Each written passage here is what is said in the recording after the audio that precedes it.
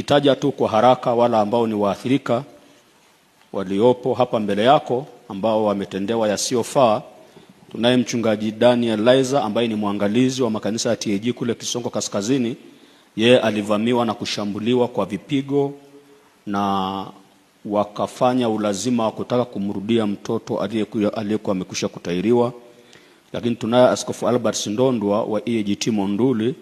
Yeye wachungaji wa kwake, wachungaji wa makanisa aliyoko chini yake wamevamiwa, wamepigwa mbele ya familia zao na kuumizwa vibaya.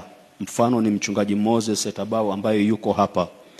Lakini wengine ni kanisa la kule na Dosoito la EAGT anakotokea mama mchungaji Joyce Mlai na mume wake Felix Mlai. Kuna mtoto ameumizwa vibaya sana na sasa wengine wanatafutwa pia. Lakini tunaye mchungaji Noah Sianga anayetokea kule Olmotonyi. Kuna kijana ametekwa na hata akiwa hapa amesema walikuwa wanamtembeza bado. Polisi wanajitahidi kwenda kumtafuta yule kijana. Mimi ni mwathirika mwenyekiti. Mimi mtoto wangu ni mtairi miaka 3 baada ya wao kufukia jiwe na miaka 3.5 kabla ya kufukua. Mbali mno, katikati kabisa.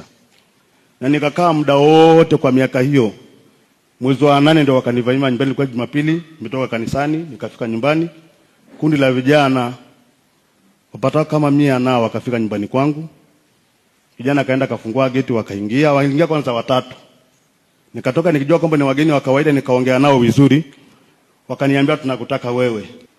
Siku ya tarehe 6 mwezi wa 11, siku ya Alhamisi, wakatufamia usiku, wakatutoa nje, wakanishambulia, na nilijaribu kuwauliza kwa nini mnafanya haya.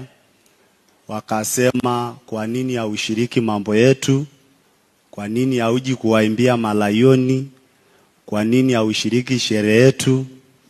Nikawaambia mimi nimeokoka, kwa hiyo sitaweza kushiriki hayo. Jamii tarehe 23 tutakuwa na kikao tumeitisha ili kuweka haya mambo bayana kati ya imani ya Kipentekosti na mambo yetu ya mila.